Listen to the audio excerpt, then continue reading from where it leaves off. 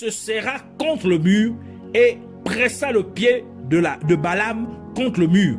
Balaam la frappa de nouveau. L'ange de l'Éternel passa plus loin et se plaça dans un lieu où il n'y avait point d'espace pour se détourner, à droite ou à gauche. L'ânesse vit l'ange de l'Éternel et elle s'abattit sous Balaam, donc elle se prosterna sous Balaam. La colère de Balaam s'enflamma et il frappa l'ânesse avec un bâton. L'ânesse ouvrit la bouche de l'Éternel ouvrit la bouche de l'ânesse et elle dit à Balaam: que t'ai-je fait pour que tu m'aies frappé déjà 3 fois? Balaam répondit à l'ânesse: c'est parce que tu t'es moqué de moi. Si j'avais une épée dans la main, je te tuerais à l'instant. L'ânesse dit à Balaam: ne suis-je pas ton ânesse que tu as de tout temps monté jusqu'à ce jour? Ai-je l'habitude de te faire ainsi? Et il répondit: non. L'Éternel ouvrit les yeux de Balaam et Balaam vit l'ange de l'Éternel qui se tenait sur le chemin, son épée nue dans la main. Et il s'inclina et se prosterna sur son visage. L'ange de l'Éternel lui dit: pourquoi as-tu frappé ton ânesse déjà 3 fois? Voici, je suis sorti pour te résister, car c'est un chemin de perdition qui est devant moi. L'ânesse m'a vu et elle s'est détournée devant moi déjà 3 fois. Si elle ne fut pas détournée, si elle ne se fut pas détournée de moi, je t'aurais même tué et je lui aurais laissé la vie. Le prophète Balaam avait perdu la vision de son ministère, car il se hâtait d'aller prophétiser pour le roi Balak, parce que le roi Balak lui avait promis de grandes possessions matérielles et de grands honneurs parmi les anciens de Moab et de Madian.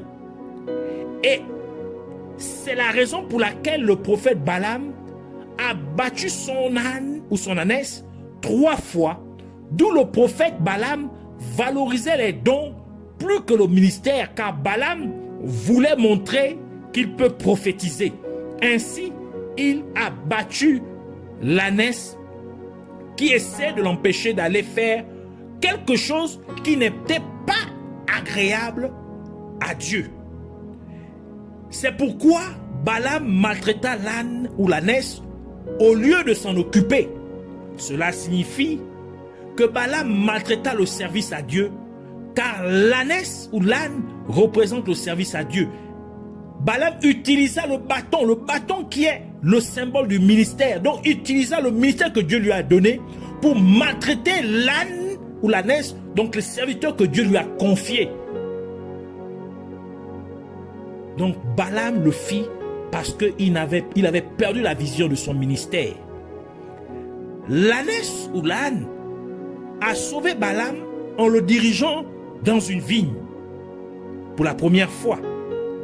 Mais parce que Balaam avait perdu la vision de son ministère, il a donc battu son ânesse, alors que son ânesse voulait que Balaam renouvelle son alliance avec Dieu.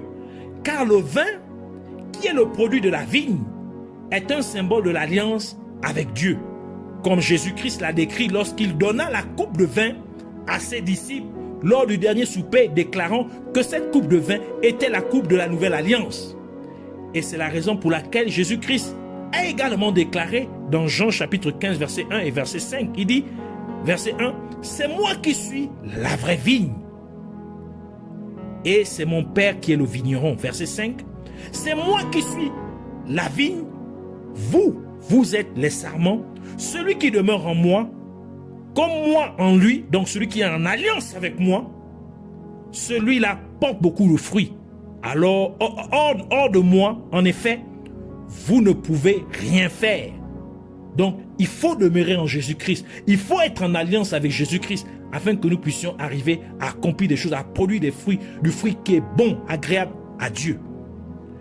L'ânesse ou l'âne sauva Balaam pour une deuxième fois en se dirigeant dans un chemin étroit. Mais parce que Balaam avait perdu la vision de son ministère, il a donc battu son âne à nouveau, alors que son âne voulait faire emprunter à Balaam le chemin étroit de Dieu qui conduit à la vie éternelle qui se trouve en Jésus-Christ. Et c'est pourquoi Jésus-Christ a dit dans Jean chapitre 14 verset 6, Jésus lui dit, « Je suis le chemin, la vérité et la vie. Nul ne vient au Père que par moi. » Matthieu chapitre 7 verset 13 à 14, Jésus ajoute pour dire, « Entrez par la porte étroite, donc par le chemin étroit, car large est la porte, spacieux est le chemin qui mène à la perdition. Et il y en a beaucoup qui entrent par là. Mais étroite est la porte, resserré le chemin qui mène à la vie. Et il y en a peu qui les trouvent. » Donc, l'ânesse de Balaam voulait que son maître, son mentor, puisse passer par ce chemin, retrouver ce chemin. L'ânesse ou l'âne sauva Balaam une troisième fois en se prosternant devant lui comme un acte de soumission et d'obéissance totale. Mais parce que Balaam avait perdu la vision de son ministère, il a donc battu son âne une fois de plus, alors que la parole de Dieu dit dans Jacques chapitre 4 verset 7, « Soumettez-vous donc à Dieu, résistez au diable et il fuira loin de vous. » Verset 10, Jacques chapitre 4, ajoute pour dire, « Humiliez-vous devant le Seigneur et il vous élèvera. » Balaam voulait être élevé par les hommes. Ainsi, il courait pour faire la volonté des hommes. Mais son ânesse voulait qu'il s'humilie devant Dieu afin de faire la volonté de Dieu. Et ce n'est qu'après ces trois actes de l'ânesse de Balaam que les yeux spirituels du prophète Balaam s'ouvrirent. Tout cela, c'est pour nous dire que lorsque vous renouvelez votre alliance avec Dieu et qu'ensuite vous suivez la voie étroite de Dieu en vous soumettant complètement à obéir fidèlement à Dieu, la vision de votre ministère serait ainsi restaurée, de même que les yeux spirituels du prophète Balaam furent ouverts et il a donc pu voir l'ange de Dieu et en conséquence, il fut épargné d'une mort subite. Ainsi, si vous avez perdu votre vision, il faut que vous la retrouverez, que vous la retrouvez. Il faut que vous retrouviez la vision perdue. L'Église doit retrouver la vision perdue de son ministère. Dieu veut des serviteurs. Dieu veut que les églises locales produisent, fournissent à Dieu des serviteurs, des personnes qui vont aller travailler dans le champ de Dieu pour amener des gens au véritable salut. Car Jésus-Christ a dit, la moisson est grande, mais il y a peu d'ouvriers. Alors, demandez, priez au maître de la moisson d'envoyer plus d'ouvriers, donc de serviteurs. Ainsi, Dieu demande à son église de lui fournir des serviteurs, des ouvriers pour sa moisson. Alors nous voulons prier pour dire merci, Père de grâce, Dieu Tout-Puissant, Yahweh. Merci pour la révélation de ta parole qui m'a été donnée en ce jour. Et je prie, Père Céleste, que tu m'aides à garder la vision que tu as donnée à mon ministère afin que je puisse l'accomplir au nom de Jésus-Christ. Et que je ne sois pas pressé de me nommer moi-même ou quelqu'un d'autre au ministère, mais que j'attende plutôt que tu m'appelles ou que tu appelles quelqu'un d'autre que tu aurais trouvé digne d'entrer dans le ministère. Par conséquent, ne laisse pas notre ministère être le produit des hommes, mais laisse-le vraiment venir directement de toi, afin que nous ne décevions pas dans l'accomplissement de la vision du ministère. Et je te prie aussi, Père glorieux, pour que tu nous amènes à valoriser le ministère que tu nous as confié, que tu nous confies, plus que les talents et les dons spirituels que tu nous donnes, afin que nous ne perdions pas la vision du ministère, mais que tu nous permettes d'utiliser les talents et les dons spirituels avec lesquels tu nous bénis pour nous aider à réaliser la vision, à accomplir la vision que tu nous as confiée au nom de Jésus-Christ.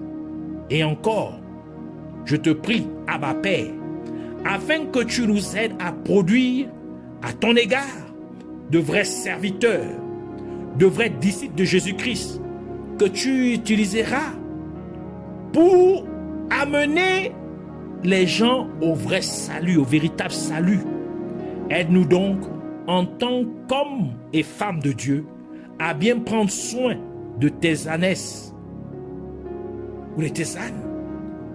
En d'autres termes, aide-nous à bien prendre soin de tes serviteurs en leur enseignant la vraie doctrine de l'évangile de ton royaume au nom de Jésus-Christ.